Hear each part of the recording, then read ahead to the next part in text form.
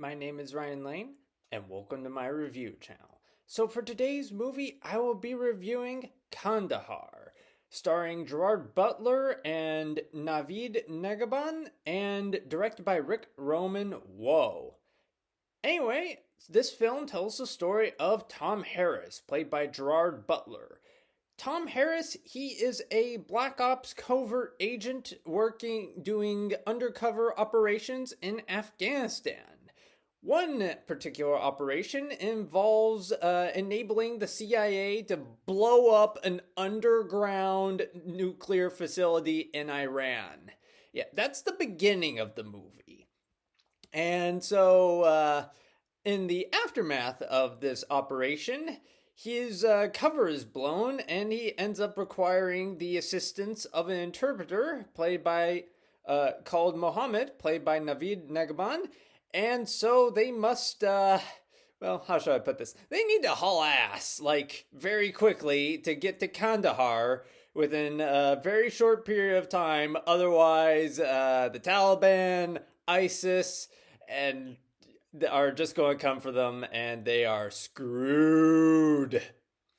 Not to mention, they also have to put up with a Pakistani agent called Kahil, played by Ali Fazal. So the acting is all around, pretty decent across the board. Every actor gets decent material to work with.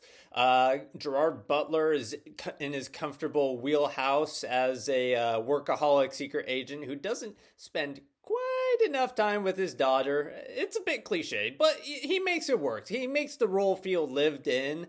And plus, you get to see his almost OCD levels of commitment to his role at one point where he very specifically arranges all his gear out on a table with near OCD like levels of precision.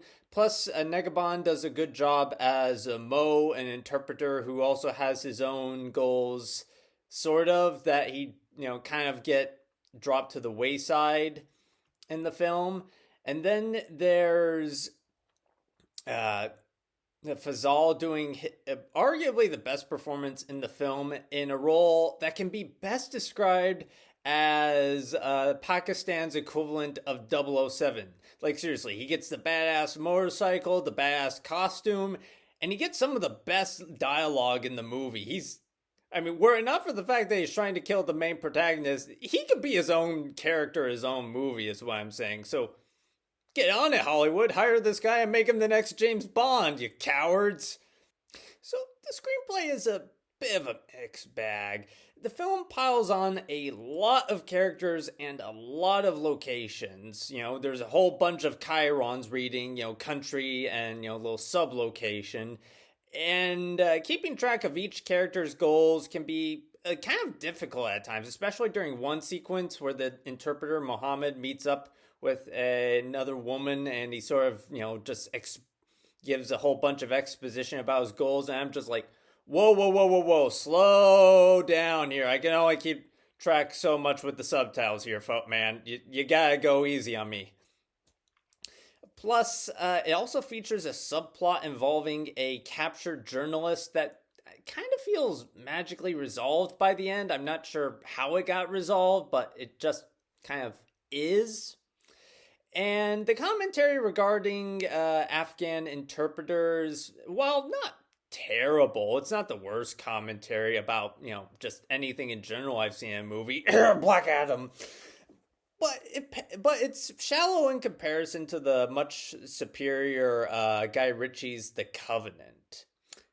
That being said, the film does offer a few creative plot developments in the film with some moments, there are some creative plot setups, especially regarding Harris's backstory, plus one action sequence in the film involves a plot twist that can owe its genesis to a setup at the very beginning of the movie. So it's not, without some creativity to the film. It just feels perhaps a tad shallow.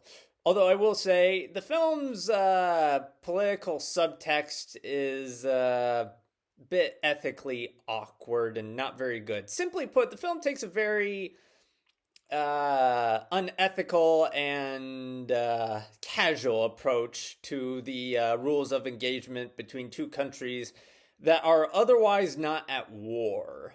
The action scenes are shot in an engaging and coherent manner.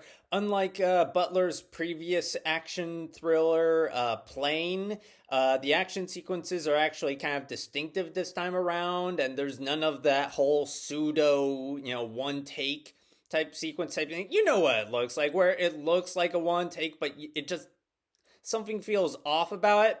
Thankfully, there's none of that here. It's more back to basics, classic action filmmaking, and the film does a good job with it. I never felt confused, and the action always felt compelling to watch. So, a good job there. Plus, the action sequences are distinctive, and my personal favorite involves a nighttime shootout with a helicopter that involves a bunch of night vision POV shots, which was pretty cool and one of the coolest sequences in the movie. And so, if you're willing to tolerate occasionally convoluted plotting and some sketchy geopolitical subtext, Kandahar does provide some solid thrills. So, with all that in mind, I will be giving Kandahar 3 out of 5 stars. Anyway, thank you for watching. Have a good rest of your day. If you like this review and would like to see more like it, be sure to like and subscribe and leave a comment down below.